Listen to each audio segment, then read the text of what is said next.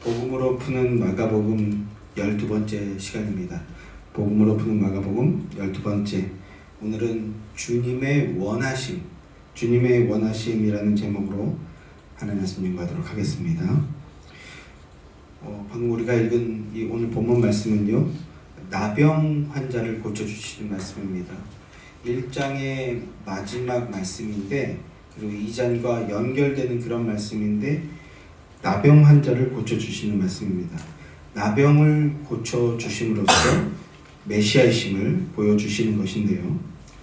근데 오늘 본문은 6개 절로 되어 있는 아주 짧은 분량입니다만, 그러나 나병이라는 이 치명적인 병을 고쳐주시는 주님의 치유 사역과, 그리고 제사장에게 보여줘서 모세가 명한 것을 입증하게 하라 하는 예수님의 이런 명령이 있었지 않습니까?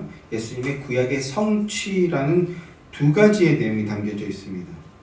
그래서 오늘은 예수님의 나병 치유와 율법의 제한을 넘어서 구약을 성취하시는 내용, 이 두 가지 내용을 함께 상고해 보도록 하겠습니다. 예수님께서 가버나움에서 베드로의 장모와 그리고 여러 병자들을 고쳐주셨고, 또 많은 귀신 들린 자들의 그 귀신들을 내쫓아 주셨습니다. 그리고 발길을 돌려서 갈릴리의 여러 마을들로 돌아다니십니다. 우리가 전도하러 가자 이렇게 말씀하셨죠. 여러 마을로 돌아다니십니다. 그런데 그러던 중 어느 한 마을에 한 나병 환자가 나타나서 예수님을 찾아옵니다. 예수님 앞으로 나와 무릎을 꿇어 엎드리는 겁니다. 그렇게 오늘 표적이 시작이 되는 것인데요. 그런데 이 나병 환자가 마을 안으로 들어오고, 그리고 여러 사람들이 있었을 텐데 그 사람들을 뚫고 들어와서 예수님을 마주하게 되는 것, 이것은 사실은 당시의 상황으로는요 불가능한 일이었습니다. 나병 환자는요 살았으나 죽은 것과 같은 존재, 그런 취급을 받는 존재였습니다. 사회적으로나 종교적으로나 사실상 공동체에서 퇴출된 존재였습니다. 그런데 그런 나병 환자가 현재 가장 핫한 존재로 지금 급부상하고 있는 예수님 앞에 떡하니 나타난 겁니다. 모든 죄한을 뚫고 나타난 겁니다. 병 고침을 받고자 하는, 나병 환자가 병 고침을 받고자 하는 그 마음이 얼마나 간절했는지, 그 원함이 얼마나 컸는지 느낄 수 있는 그런 모습인데요. 그런데 성경은요, 이 나병에 대해서 굉장히 많은 언급을 하고 있습니다. 레위기 13장과 14장은요, 아예 전체가 다 이 나병에 대한 이야기입니다. 나병은 저도 사실은 저희 세대쯤부터는 나병이라는 이런 문둥병, 예전 성경은 문둥병이라고 하고 지금 개역 개정 번역은 나병이라고 하고, 그리고 일반에서는 이제 한센시병, 한센병 이렇게 부르는데, 사실은 저희 세대만 해도 나병, 문둥병이라는 얘기를 많이 들었지만 실제로 본 적은 없어요. TV나 이런 것에서 본 적은 있어도 실제로 주변에서 이런 것을 본 적은 없어요. 저보다 위에 세대들은 그런데 주변에 많이 있었다고 합니다. 실제로. 그런데 이 나병이라는 것은요,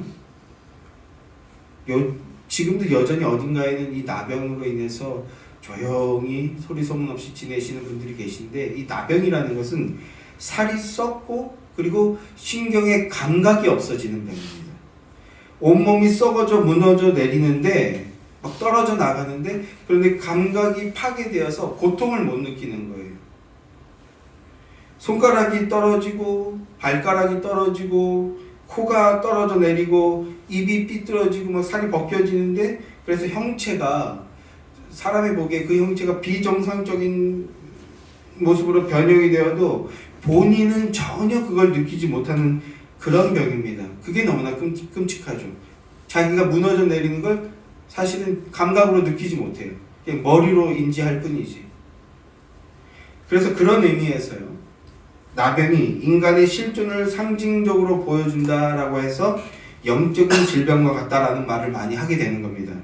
죄에 대한 심판이라는 이런 의미로 나병 얘기를 많이 하게 되는 것이고, 성경도 그런 의미를 담고 있는데, 성도들이 죄 때문에 너무 고통스러워하고, 그래서 죄를 회개하기도 하고 하지만, 회개 기도를 간절히 하기도 하지만, 그러나 사실은 우리 마음에 죄가 가득하다는 것을 사실은 우리는 잘 못 느낍니다. 그 죄의 실체만큼 그만큼 우리는 느끼지 못해요. 실제로는 감각하지 못합니다. 그리고 사실은 우리가 하나님 앞에 섰을 때 오늘도 이렇게 회개 기도하고 하지만 그렇게까지 고통스럽지도 않아요, 사실은. 그러니까 이걸 잘 감각하지 못하니까 했던 죄를 또 반복하고 또 반복하고 또 반복하고 그러는 게 우리의 모습이죠. 그리고 또 그래서 나병을 얘기하게 되기도 하는 것인데, 그리고 또 나병의 문제가 뭐냐 하면 전염성이 있습니다.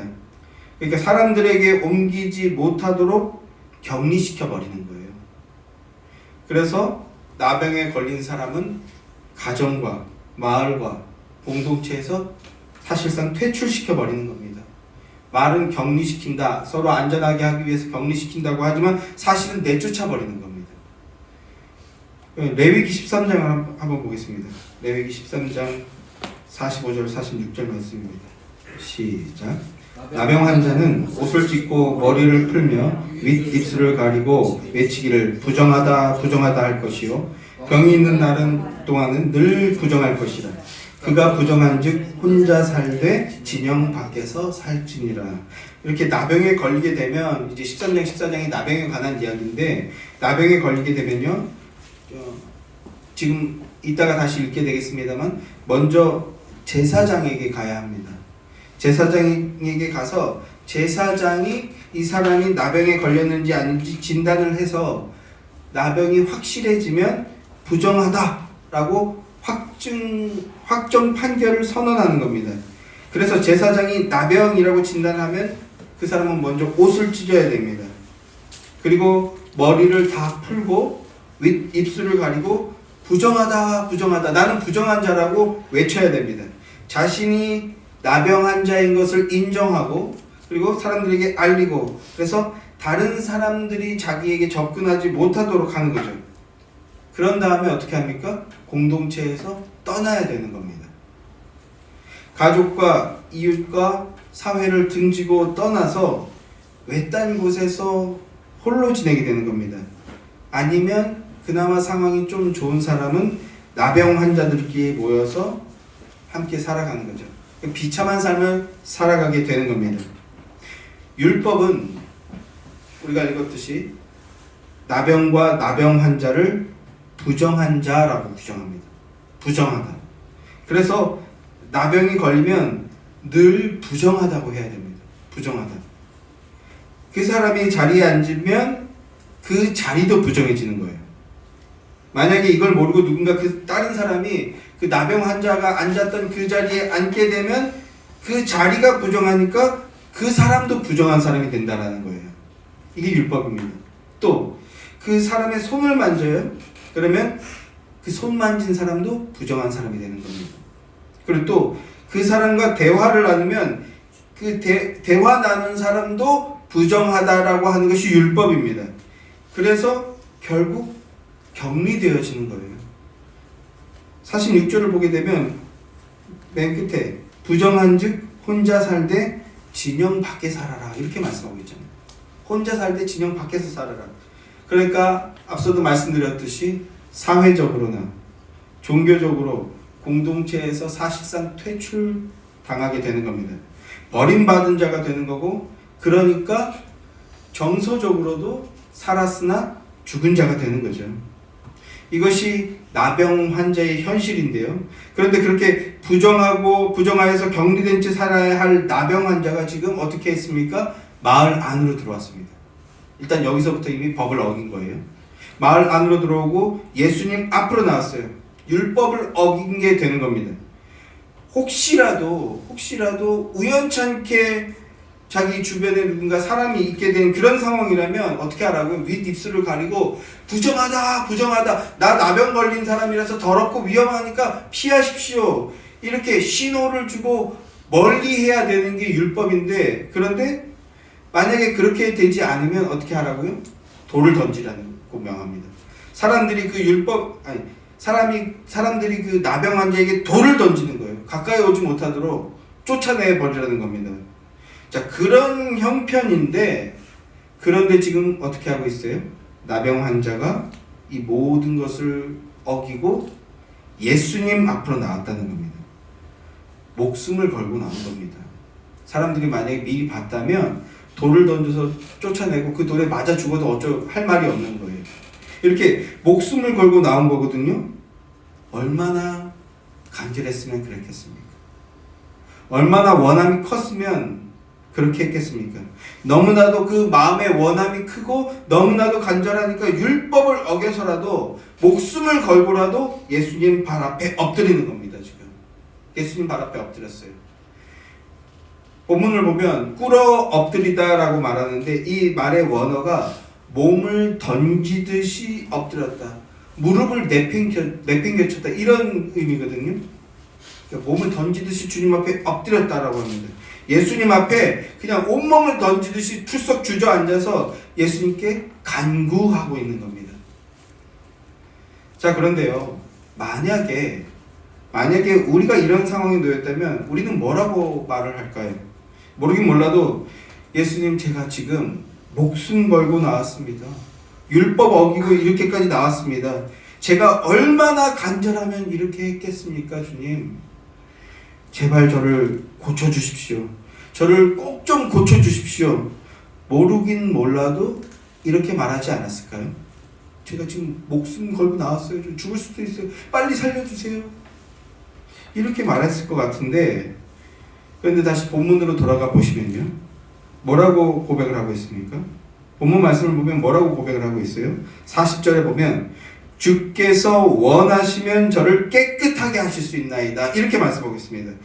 주님이 원하시면, 주님의 원함이 있다면 저는 고쳐질 수 있습니다, 이렇게 고백을 하고 있는 겁니다. 지금 이게 어떤 말인지 이해하시겠습니까? 자신의 병이 고쳐지길 원하지만, 그러나 자기는 부정한 자라는 거예요. 그러니까 이런 부정한 나의 원함이 중요한 것이 아니라 하나님의 마음과 뜻과 계획이 더 중요합니다. 하나님의 원함이 더 중요합니다. 나는 그걸 알고 나왔습니다, 이렇게 고백하고 있는 겁니다. 고침을 받기에 합당한 그 어떤 자격도 없는 자라는 것, 그 어떤 자격과 조건도 없는 자라는 걸 인정하면서 하나님의 일방적인 은혜를 구하고 있는 겁니다. 자기는 평생을 나병으로 살다가 죽어도 할 말이 없는 부정한 자, 죄인이지만, 그러나 주님의 원함, 주님의 계획이 있다면, 주님의 마음이 있다면 자기가 깨끗함을 받을 수 있다라는 이 믿음 고백을 하고 있는 겁니다. 이게 믿음이죠. 그래서 예수님께서 원하시면 저는 깨끗해질 수 있습니다, 이렇게 간구하고 있는 겁니다. 간절히 구하고 있는 겁니다. 자, 본문으로 돌아가서 본문 41절 42절 말씀을 함께 읽겠습니다. 시작. 예수께서 불쌍히 여기사 손을 내밀어 그에게 대시며 이르시되 내가 원하노니 깨끗함을 받으라 하시니 곧 나병이 그 상에서 떠나가고 깨끗하여 진지라.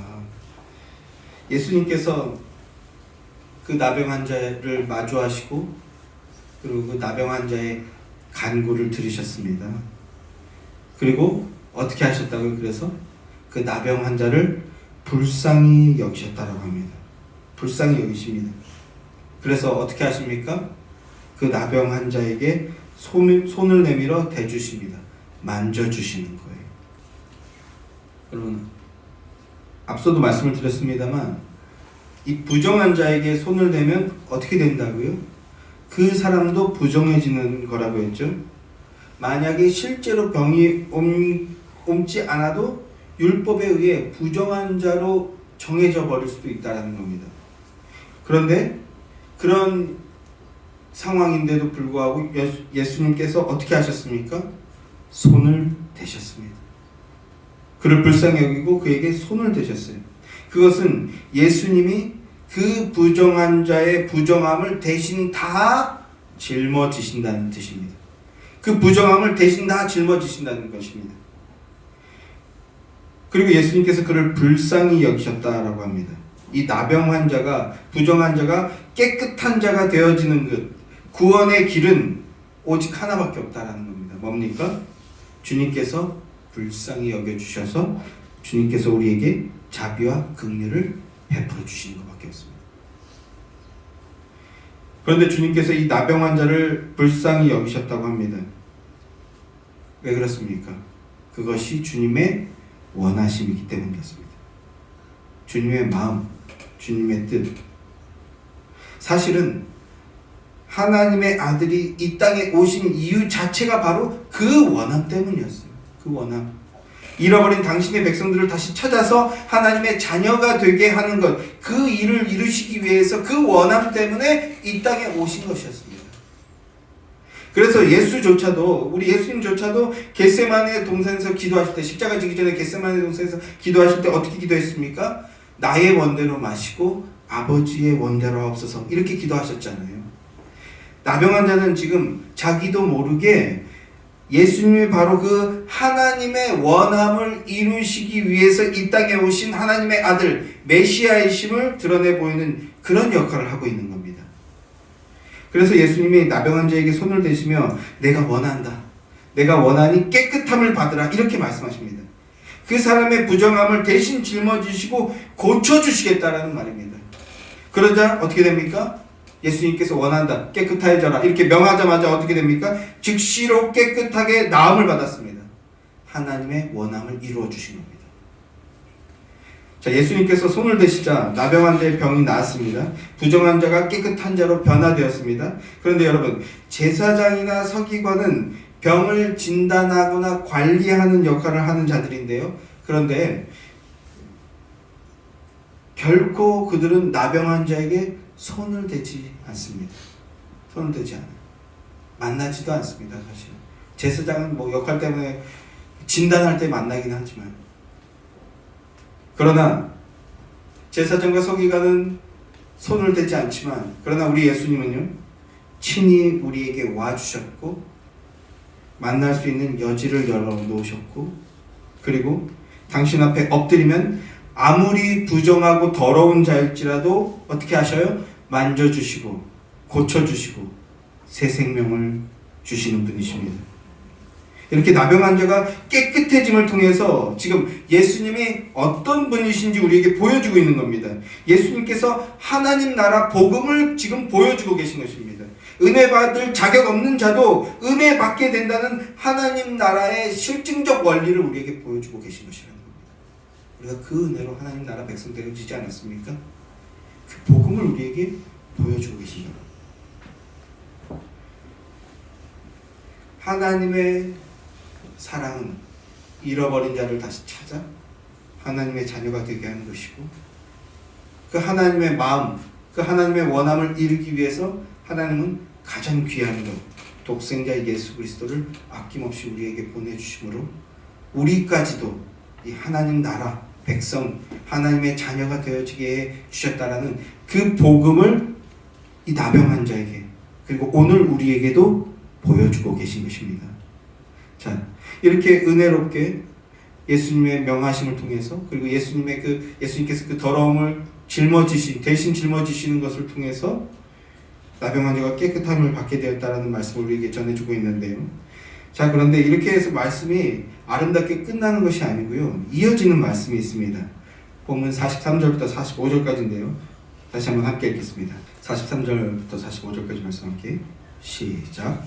곧 보내시며 엄히 경고하사 이르시되 삼가 아무에게도 아무 말도 하지 말고 가서 내 몸을 제사장에게 보이고 내가 깨끗하게 되었으니 모세가 명한 것을 드려 그들에게 입증하라 하셨더라.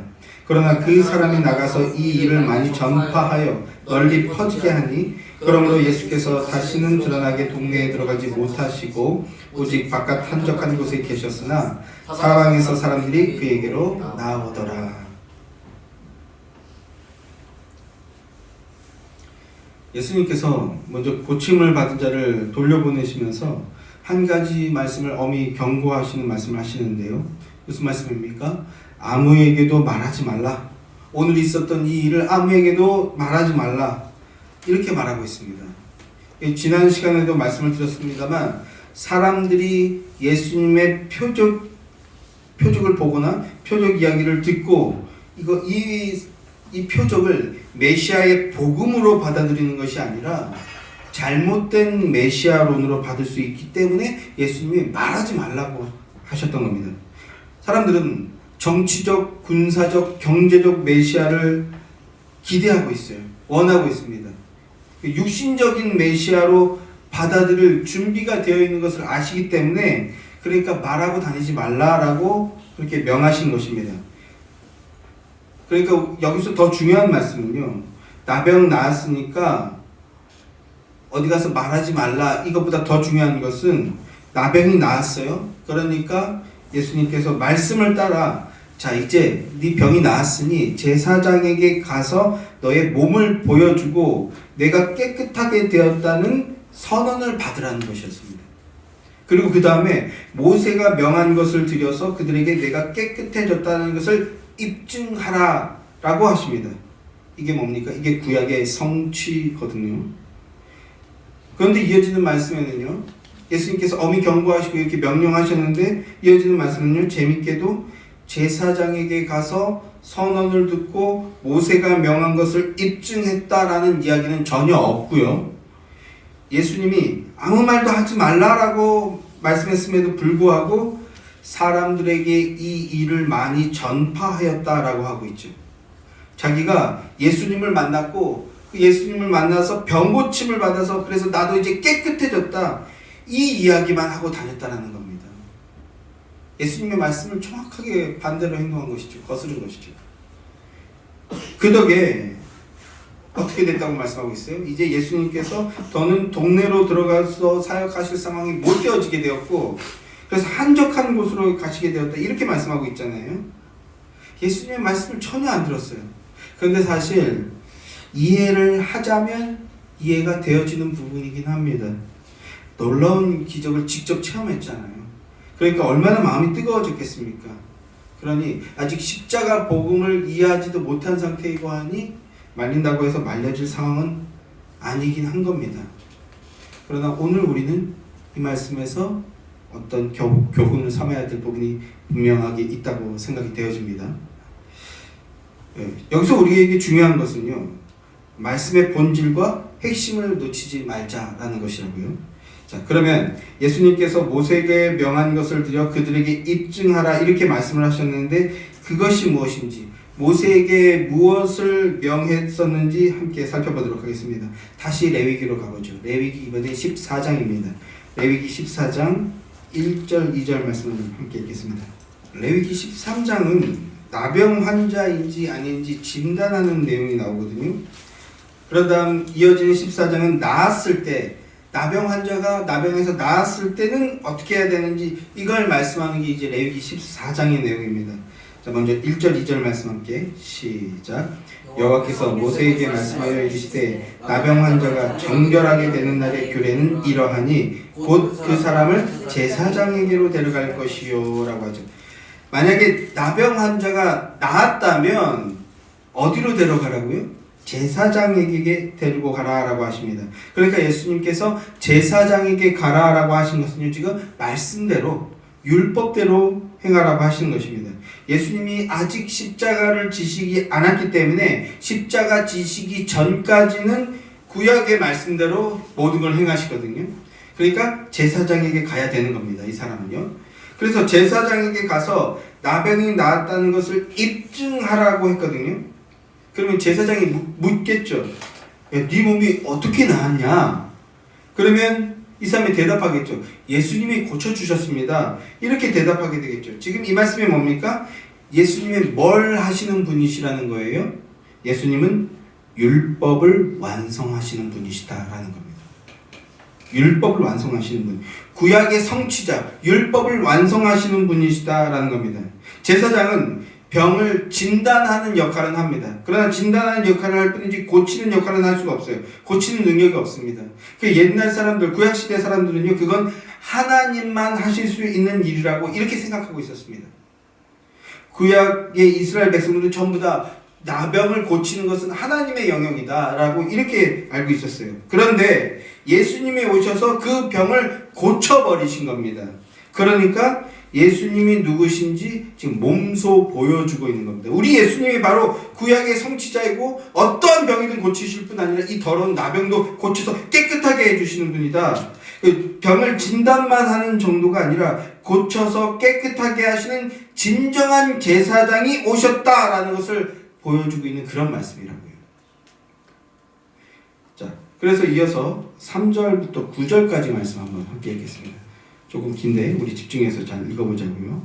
3절부터 9절까지 말씀 함께 시작.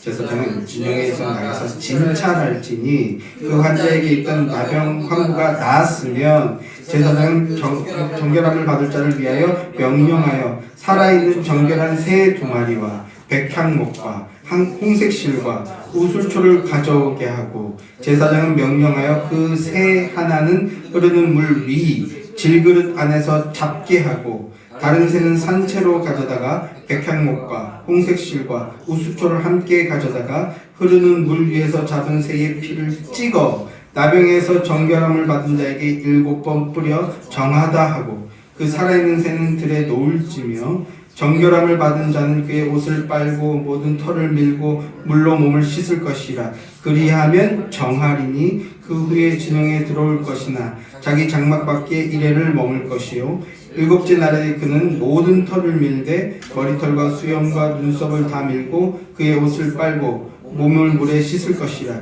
그리하면 정하리라. 자, 제사장에게로 데려가서 진영 밖에서 진찰하라고 합니다. 왜 진영 밖에서 진찰합니까? 부정한 자들은 진영 안으로 못 들어오는 거죠.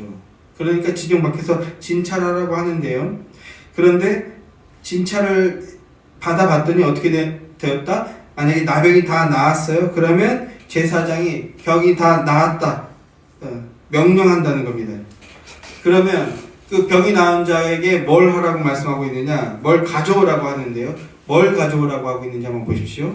정결한 새 2마리와 백향목과 홍색실과 우술초를 가져오라 라고 합니다. 정결한 새 2마리, 백향목, 홍색실, 우술초를 가져오라. 그런 다음에 또 어떻게 합니까? 새 1마리는 흐르는 물에서 잡으라고 합니다. 목을 비틀어서 찢어서 그 피를 가지고 오라는 거예요. 피를 가지고 오라. 그런 다음에 그 피를 나머지 1마리와 백향목과 홍색실과 우술초에 찍어 바르고 그런 다음에 그 피를 어떻게 한다? 나병 환자에게 7번 뿌리라 라고 합니다. 피를 뿌리라. 여기서 뭔가 감이 오시지 않습니까? 피를 뿌리라. 그리고 7번. 7번은 완전하다 라는 뜻이죠. 성결하다.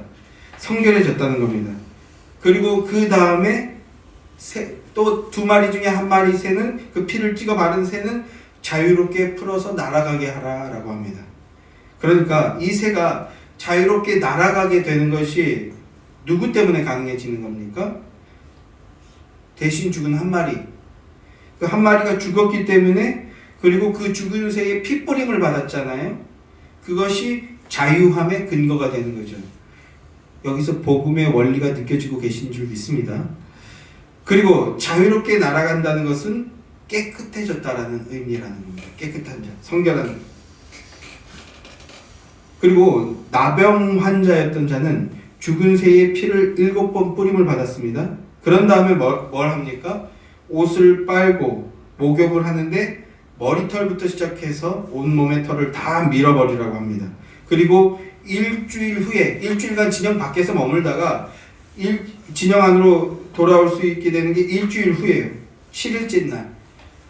그때 한 번 더 온몸의 털을 다 밀고 깨끗이 목욕을 한 후에 비로소 이제 진영 안으로 들어올 수 있게 된다라는 게 율법입니다. 좀 복잡하죠.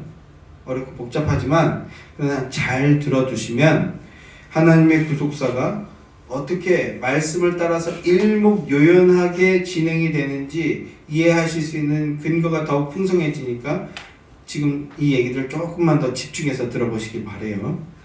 자, 병이 나았다는 진단을 받고 바로 들어오는 게 아니라 진영 밖에서 7일을 있다가 들어오게 되는데, 그런데 진영 안으로 들어와서 첫날 8일째 되는 날이죠. 8일째 되는 날에 또 다른 예식이 있다고 합니다. 제8일. 이 8일이라는 숫자에도 우리는 의미가 있음을 이해하셔야 돼요. 이 8이라는 건 일곱째 날 안식하시고 8일째 날부터 새로운 날이 시작이 된다는 것이죠. 그래서 새 창조를 의미하는 숫자가 8입니다. 새로운 시작, 은혜로 사는 삶을 제8요일이라고 말하기도 하는 겁니다. 자, 그래서 8일째 날 또 다른 예식이 진행되는데 그게 이어지는 10절부터 29절까지의 말씀입니다. 양이 좀 많기 때문에 자세히 다 읽지는 않겠습니다만, 나병한 자가 깨끗함을 받는 규례, 모세에게 명한 것이 바로 이것입니다. 여기의 내용입니다. 나병이 나았으면 처음에는 진영 밖에서 일단 진단을 받고, 그래서 새를 잡아서 피를 뿌리고 진영 밖에서 머리털과 온몸의 털을 다 밀고, 그런 다음에 정결하게 씻고 물로 씻고, 그리고 7일 있다가 진영 안으로 들어온다라고 했습니다. 이제 8일째 날 진영 안으로 들어와서 어떤 규례를 행하게 되는가? 자, 10절 말씀만 한번 같이 읽어보겠습니다. 레위기 14장 10절 말씀 함께 시작. 여덟째 날에 그는 흠없는 어린 양 순양 2마리와 1년 된 흠없는 어린 암양 1마리와 또 고운 가루 10분의 3에바에 기름 섞은 소재물과 기름 한 록을 취할 것이요. 자, 예식을 드리기 위해서 규례를 따라 또 뭔가를 가져와야 되는데, 자, 흠없는 순양 2마리, 또 1년 된 흠없는 암양 1마리, 또 고운 가루 10분의 3에바와 기름 섞은 소재물과 그리고 기름 한 록을 취하라 라고 합니다. 이렇게 제물을 준비해서 드려야 된다라는 거예요. 그런데 이어지는 말씀들을 보게 되면 제사장이 그 제물들의 피를 받는 겁니다. 또 피가 나오는 거예요. 제물들의 피를 받아가지고 먼저 하나님 앞에 뿌리고요. 그리고 사람에게 뿌리는 겁니다. 근데 조금 특이하게 피를 바르는데 오른쪽 귓뿌리와 오른쪽 엄지손가락과 오른쪽 엄지발가락에 이 피를 바르라고 합니다. 그리고 또 기름도 바르라고 하는데요. 기름도 오른쪽 귓뿌리와 오른쪽 엄지손가락과 엄지발가락에 바르라고 하고 있어요. 그러니까 8일째 날 드리는 정결 예식에는 3가지가 있는데, 첫째는 물로 씻는 것, 그리고 피를 바르는 것, 그리고 기름을 바르는 것입니다. 이걸 기억해 두시기 바래요. 어디에 체크하시거나 기억하시기 바랍니다. 3가지가 등장하는데 뭐라고요? 물과 피와 기름입니다. 물과 피와 기름. 자, 그러면 물과 피와 기름, 이걸 왜 하느냐, 왜 바르느냐? 모세가 명한 이 규례를 또 다른 누군가가 성취해야 되거든요. 이걸 누가 성취하느냐? 놀랍게도 모세의 규례에서는요, 제사장 위임식이 이것과 똑같이 진행이 됩니다. 제사장 위임식. 자, 그래서 출애굽기 29장으로 한번 가보겠습니다. 출애굽기 29장 19절 20절 말씀입니다. 29장 19절 20절 말씀 함께 시작. 너는 다른 순양을 택하고 아론과 그 아들들은 그 순양의 머리에 안수할지며 너는 그 순양을 잡고 그래서 피가 가져다가 아론의 오른쪽 뒷뿌리와 그의 아들들의 오른쪽 뒷뿌리에 바르고 그 오른손 엄지와 오른발 엄지에 바르고 그 피를 제단 주위에 뿌리고. 자, 지금 아론과 그의 아들들은 제사장입니다. 하나님이 임명하여 세운 제사장입니다. 근데 그들에게 지금 피를 가져다가 귓뿌리와 오른쪽 엄지 손가락과 발가락에 바르라. 그리고 제단 주위에 피를 뿌리라고 하고 있죠. 이거는 지금 나병 환자 정결 예식이 아니고요. 8일째 날 드린 정결 예식이 아니고 제사장 위임식입니다. 그런데 똑같죠. 똑같이 하고 있어요. 인간인 제사장은 나병 환자를 고치고 깨끗해 할 능력이 없는 자입니다. 그러니까 나병 환자가 지금 깨끗하게 되어진다면, 만약에 깨끗해진다면 이게 무슨 의미냐? 제사장과 겹쳐버리겠다는 거예요. 제사장과 합쳐버리겠다. 그런데 하나님의 아들 예수님께서 나병 환자를 만나서 무엇을 하셨습니까? 손을 대셨잖아요. 만지셨습니다. 당신이 나병 환자와 포개어지고 겹쳐지는 겁니다. 하나가 되는 게 아니라 그걸 다 뒤집어 써서 하나가 돼. 뒤집어 쓴 채로 하나가 되는 겁니다. 나병 환자의 더러움, 부정함을 다 받아내 버리시고, 그리고 어떻게 하십니까? 인간 제사장에겐 이런 능력은 없어요. 근데 예수님은 어떻게 하셨어요? 당신의 정결함과 거룩함, 생명을 채워 넣어주신 겁니다. 영원한 큰 대제사장이신 예수 그리스도께서 우리를 품고 우리와 포개져서, 우리와 겹쳐져서 무엇을 하셨습니까? 십자가에 못 박히셨습니다. 대속의 죽음을 죽으셨어요. 그래서 이걸 믿게 되는 게 바로 뭐라고요? 그게 바로 구원이라고요. 나와 겹쳐지셨는데 나의 더러움을 대신 다 뒤집어 쓰시고 나 대신 십자가에 죽으셨다. 이것이 구원이고, 그걸 믿는 게 그게 믿음입니다. 그래서 성령의 역사로 구원의 믿음을 얻은 자는 예수 그리스도 앞에서 내가 바로 그 나병 환자였습니다. 나도 그 나병 환자였습니다. 이것을 깨닫고 이것을 인정하게 되는 겁니다. 그래서 부정하다 소리를 치는 자였어야 되는데, 그런데 어떻게 됐다고요? 하나님의 자녀가 되어서 자녀의 권세를 누리는 죄가 되었다라는 그 은혜의 감사와 고백과 찬양과 경배를 올려드리게 되는 겁니다. 여러분에게 그 찬양과 경배와 그리고 그 믿음의 고백이 있는 줄 믿습니다. 부정하다 소리를 치는 자였어야 되는데, 그런데 예수님께서 그런 나를 위해서 십자가에 못 박히셨습니다. 그것을 믿고 고백할 때 우리도 그리스도와 함께 죽었다. 이것이 복음입니다. 예수님이 나병 환자를 물리치지 않고 만나주셨습니다. 율법의 경계선을 넘어버리신 겁니다. 예수님 초월의 주님이십니다. 그러나 이렇게 율법의 경계선을 넘어버리셨지만 괜찮습니다. 왜 그렇습니까? 예수님이 율법의 본체이시자 예수님은 율법의 성취자이시기 때문에 그렇습니다. 나병 환자를 만나서 손을 대주셨습니다. 제사장이 나병 환자와 포개지는 것처럼 겹쳐지신 겁니다. 그런데 인간 제사장은 그 병을 고치지 못하는데 하나님의 아들이신 예수님은 고쳐버리셨습니다. 율법의 성취자, 구약의 성취자이심을 보여주신 겁니다. 나병 환자를 고치시고 깨끗해지게 만드셨습니다. 그것은 나병 환자의 부정함과 더러움, 그 죄의 짐을 예수님이 받으시고 대신 짊어지셨다는 겁니다. 이 말씀 준비하면서 어제도 살짝 그 생각을 했었는데, 오늘 또 뭐 원고에는 쓰진 않았습니다만 그 생각이 또 들어서 간단하게 제 개인적인 얘기를 말씀을 드리는데, 고3 때였나요? 아니면 20살 됐을 때였나? 그때 농구하다가 오른쪽 발을 접질러 갖고 오른쪽 발은 제대로 걷지도 못하는데, 그런데 그 당시에 유행하던 게 아폴로 눈병이라는 병이 있었어요.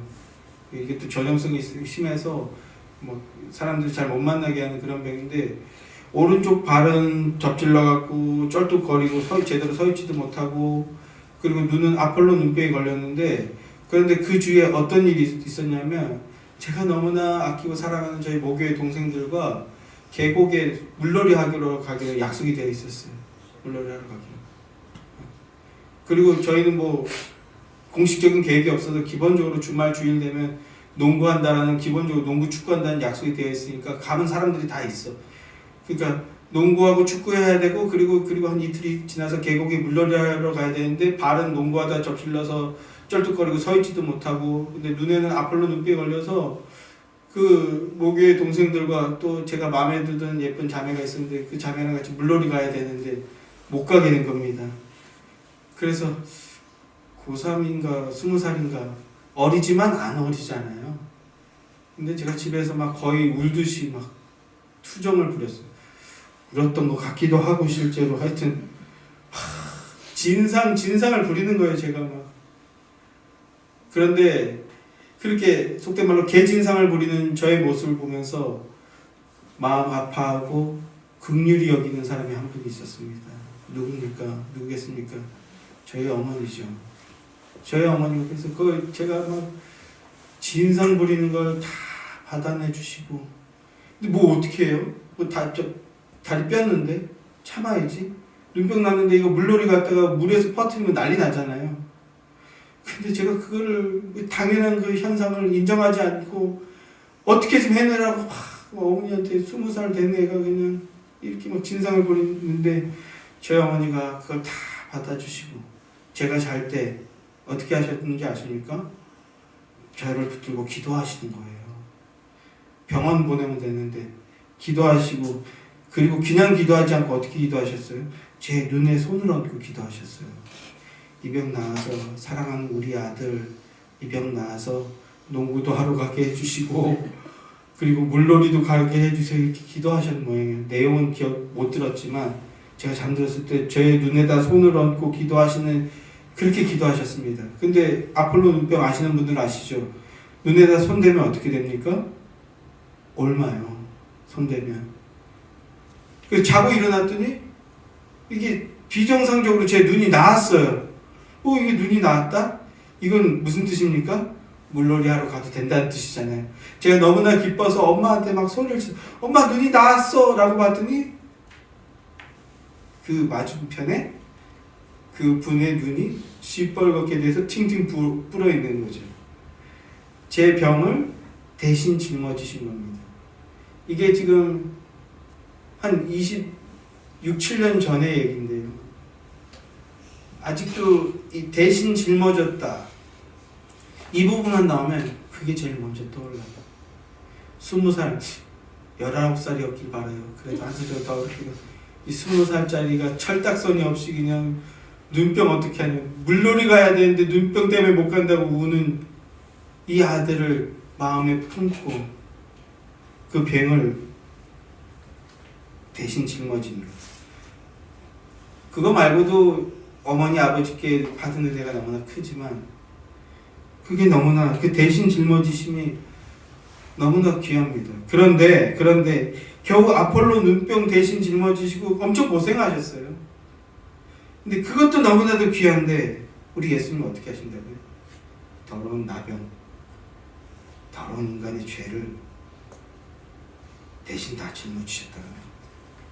아폴로 눈병 정도가 아니라 인간의 죄의 문제, 영원한 지옥에 빠뜨리게 되는 그 죄의 짐을 예수님이 대신 지신 거라는 거예요.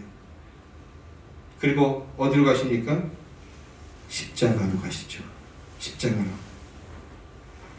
그러니까 십자가에 갈 때까지 메시아인 것을 말하지 말라고 하신 겁니다. 십자가로 가시면 진정한 깨끗함을 받게 되니까. 예수님께서 십자가에서 하나님의 모든 원하심을 다 이루어내십니다. 그리고 약속대로 오순절 마가의 다락방에 성령이 임하셨죠. 제자들에게 성령을 부어주십니다. 이걸 다른 말로 뭐라고 하냐면 기름 부음이라고 합니다. 기름 부음. 성령이 임하는 것과 기름 부음은 그냥 같은 말입니다. 같은 말. 그래서 성령이 임한 자들, 기름 부음 받은 자들은 알게 됩니다. 뭘 알게 됩니까?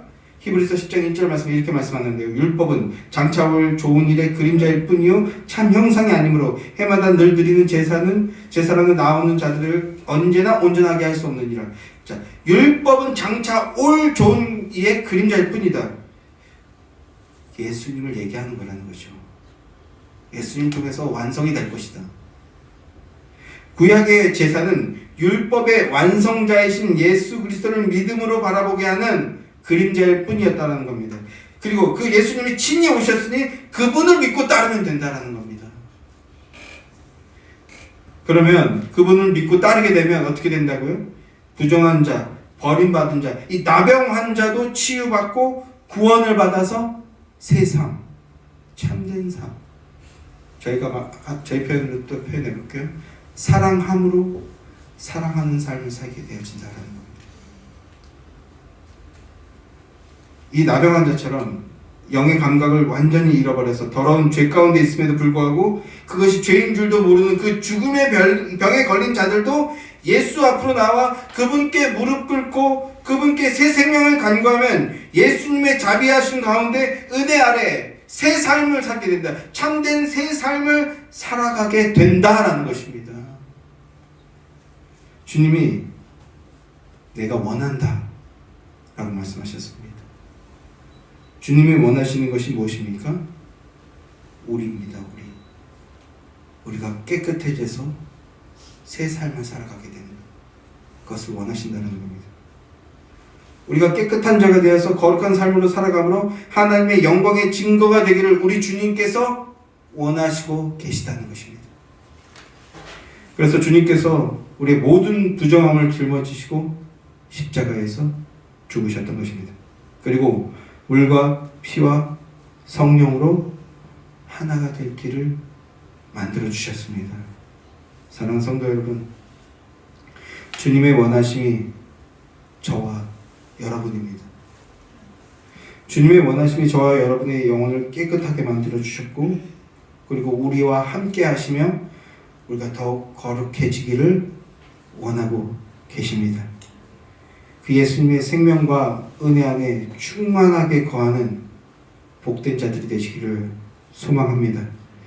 예수님의 보혈의 피를 믿음으로 여러분의 심령이 깨끗하게 되고 더욱 거룩하게 되어서 여러분의 그 믿음으로, 그 믿음의 힘으로 여러분이 거하는 나병 환자는 가족과 공동체에서 퇴출당해서 비참하게 죽어가야 됐지만 예수님께 나와 깨끗하게 된 자는 새 삶을 살게 되죠. 그런 것처럼 여러분 믿음 안에서 믿음의 힘으로 여러분이 거하는 공동체, 여러분이 살아가고 있는 그 가정과 여러분이 섬기고 있는 교회와 그리고 여러분이 섬기고 있는 일터와 그리고 우리가 살아가는 이 사회, 이 나라가 우리의 믿음과 우리의 섬김을 통해서 더욱 깨끗해지고 더욱 거룩해지는 은혜가 임하게 되기를 간절히 축원합니다.